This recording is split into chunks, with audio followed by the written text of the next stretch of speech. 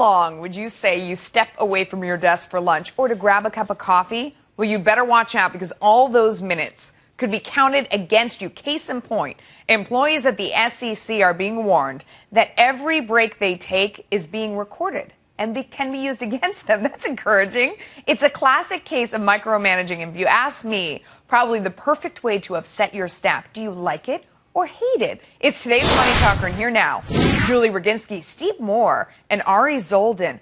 What do you guys think? I mean, it's all about sort of the badges that we have that you wear around, and you go through security, and they can tell when you're coming and you're leaving, when you're at your desk. Julie, what do you think? Well, I gorge myself on the brownies in the green room for lunch. That's usually my lunch, sometimes my dinner. Like There's right a now. camera in there, so they know about it. You know what? Congratulations, Fox. You spent all that money purely on me because I'm the only one that eats it. I hate it. You hate this? I hate it because my attitude is if you have to micromanage people, then, like, why would they be worried?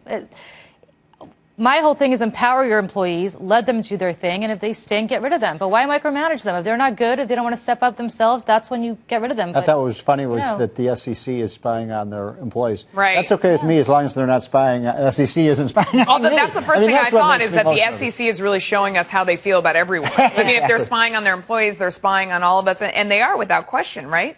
Well, look, when you take a job, you know, you're under the rules of the employer, but you know, this seems to be going a bit too far. When they're monitoring every one of your phone calls, where you're going, what you're looking at on your computer, I'm with you. I mean, if you're doing your job and you're meeting the performance standards, you know, so what if you're... But maybe that's what this is about, Ari. It's about the people who aren't doing their job and they're building a record to say, look, you didn't work your work wasn't what we thought it should be. And when we look at your ID card, you're spending all this time outside the building. Right. I mean, you're not in your office, you're not at your desk, so no wonder you're not doing your job. Well, of course, having this kind of tracking technology is phenomenal, right? So, Melissa, you said you have a pass, you could check in, you could check out, right? There's a recording, fortunately or unfortunately, a recording of where you are. Forever. But in terms of actually, you know, I think it's about effective management, right? You have a boss, you have employees. How do you actually encourage the talent to be able to really harness their good core deeds and be able to... So what would you do differently? What would you do differently? You have somebody, for example, who's... every time you go by their office, they're not there. Or their desk, they're not there. You're really frustrated. How do you, rather than punish them, encourage them to do better? Right. So it's not so much about punishing. I mean, if they're good, like you said, we try to get rid of them. And I think typically within the first, you know, probably 30 days, you could really size somebody up pretty quickly, whether or not they would be the ideal employee. And if they're not the ideal employee, sitting down with them and trying to figure out, hey, you know, what are your strong points and what are your pain points? And if there are pain points that a manager or a boss can actually really target and understand, because it's the goal of the boss to be able to bring out the qualities of the actual individual and to pull out that talent. So I really don't care if somebody works for me, whether they show up at 9 and leave at 5. I don't care if they deliver what they need to deliver to me at midnight, as long as they deliver it on time and when they need to do it. I don't care. They can manage their own time the way they want.